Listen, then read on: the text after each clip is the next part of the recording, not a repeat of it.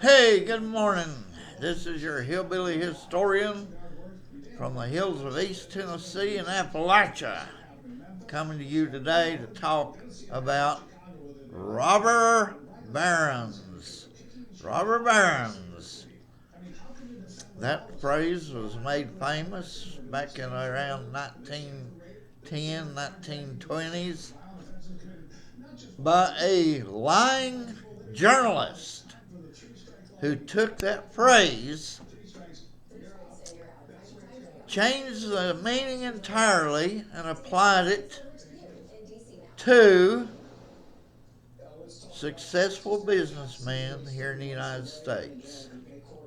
Men like, great men like Rockefeller, J.P. Morgan, uh, Vanderbilt, Carnegie, lots and lots of great successful businessmen here in the United States who took advantage of the free market system and come up with ways to become extremely wealthy. Now there were some business practices that were questionable, like using underage children in coal mines and oil rights theft and all kinds of things that happened. But hey, there were laws passed that put a stop to all that foolishness. And but these men were successful businessmen. Now they were called robber barons, as if they were stealing everything they made. But the truth is, they worked hard and they earned. They earned through intelligent work and hard work. They were earners, not thieves. Robber barons is applied to successful businessmen is very erroneous. And poor old Bill Riley, who is putting out book after book after book, has come out with one recently, and he talks about how terrible these robber barons were. So he has succumbed to the misuse of the term robber baron, the shift in its meaning. He's demeaning great successful businessmen by putting them down, referring to them as robber barons, and talking about all the illegal things they did. But it wasn't illegal when they did it. Laws were passed later, which made it illegal. Then they quit doing it. You know, using children in coal mines and stuff like that, child labor. So, Bill O'Reilly, he supposedly was a high school history teacher, knowledgeable in history. But I got news for you. Bill O'Reilly misses out on a lot of truth. He used to think that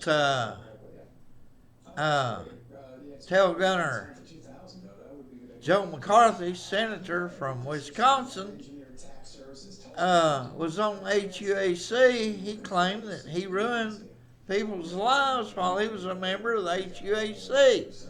Well, Ann Coulter pointed out to him on his show, back when he had a show on Fox, Ann Coulter pointed out to him,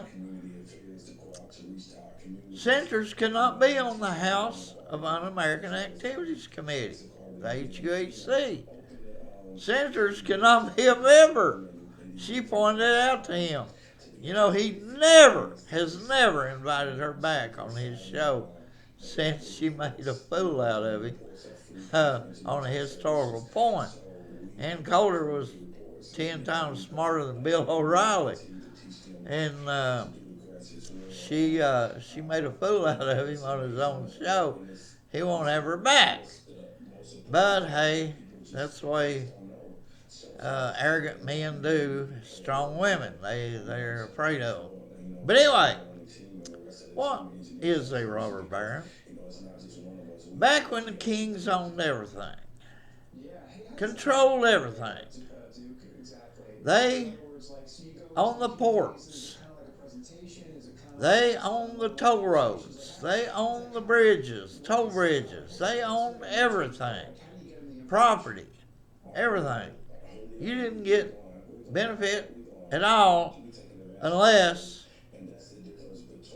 you were a friend of the king. He liked you. Now, he would appoint people to collect the fees in its ports, toll roads, toll bridges, uh, bureaucratic fees, license fees, all this fees. He would appoint somebody to do those jobs, and he gave them a title.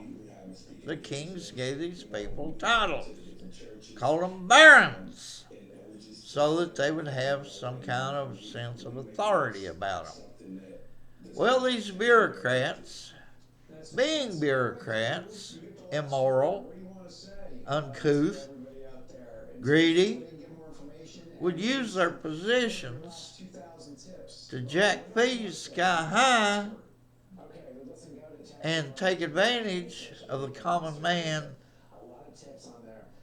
and basically would rob them through these jacked up fees and charges and appropriations that they really had no authority to do, but they would use their title of baron to steal from the common man, the public, and, and they would, they were robbers, bureaucratic appointed bureaucrats, robbers, thieves, like uh, a lot of them would love to do today. You know, we have a lot of theft and embezzlement in our governments today. You're seeing on the news almost every day where some bureaucrat or politician or person of public trust is stealing funds from the public and getting caught. But anyway, robber barons are appointed bureaucrats, government bureaucrats.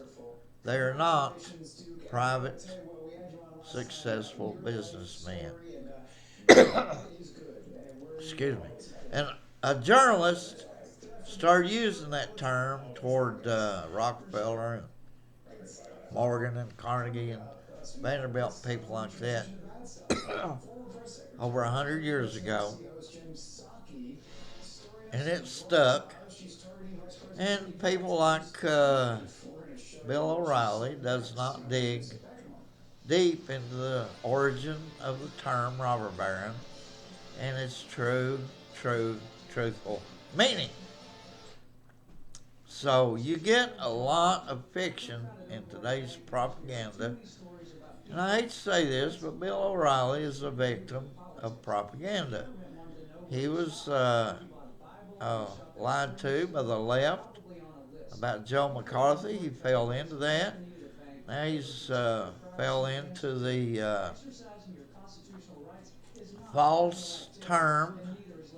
falsely used term, robber baron. He's using it himself, which shows the depth of his intellect is shallow. So remember, folks, robber barons, it's okay to apply to a politician like Joe Biden or his son Hunter or his brother James. All those people were taking advantage of Joe Biden's position to steal from the people. There's your true robber barons. Not people like Bill Gates, not people like Elon Musk, not people like Jeff Bezos. These are people who come up with new and unique ways to market products or to make money and become extremely successful, extremely wealthy, and people with shallow intellect like Bill O'Reilly wants to refer to them as robber barons, and that's not true. Uh, you take John D. Rockefeller, for example. He was in the oil and gas, kerosene industry. Uh, in 1865, a gallon of kerosene cost about a buck quarter. And the annual income average was about $600 a year in 1865. Now, uh, a buck quarter means, people were using that for lamp oil at night, and so they had to preserve and not waste their kerosene, not burn too much of it. It was too expensive. Well, after about 30 years, 40 years, by around the year 1900, 1910, you could get a gallon of kerosene for 15 cents. That was John D. Rockefeller. And the average income had risen to about $1,000 a year. So now people could burn kerosene at night, play cards, sew, have quilting meetings, quilt at night, do more things at night because burning this oil, kerosene at night in your oil lamps, uh, it was cheaper, more affordable, and so people could enjoy life a little more uh, up into the evenings because they could afford lighting. And that's what a man like John D. Rockefeller did for the American people, the public, but yet he made a profit. He knew that he could sell more kerosene at 15 cents a gallon than he could at a buck quarter a gallon. So he lowered the price so that more people could buy it, purchase it, use it, and he'd make more profits that way than by actually being a robber. So, Bill O'Reilly, shove your robber baron crap up your hind end where it will stay, hopefully in the dark and quiet forever. Apply the term robber baron to its true meaning: appointed government employees, bureaucrats who steal from the people. There's your true robber barons. They were given a title baron by the king. There was even a case in Germany where a robber baron took and abused a man's livestock, his horses, and wouldn't compensate him for that. There came within a hair of having a revolution in Germany against robber barons over that one event. And then Hollywood made a real good western out of the same thing, uh, same type of abuse of power by a government bureaucrat. And there was a big shootout. You got to have shootouts in westerns. Big shootout over this abuse of this man's livestock. But anyway, remember, the truth is the truth is the truth. Honesty and truth. And you sometimes have to dig deep to find the truth. And make sure you apply the term robber baron to its appropriate meaning. Government employees, bureaucrats who steal from the people. Those are your robber barons. Successful businessmen are not, nor never will be, robber barons.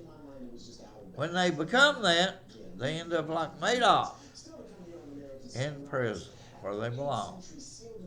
But anyway, this is your hillbilly historian trying to bring you truth and history that you will not find in your high school or college textbooks. I want you to know journalists with shallow intellect abuse their power and authority by misnaming, misaccusing, and you have to go deeper intellectually to get and find the truth. This is your hillbilly historian from the hills of Appalachia here in East Tennessee, trying to share honesty and truth with the public.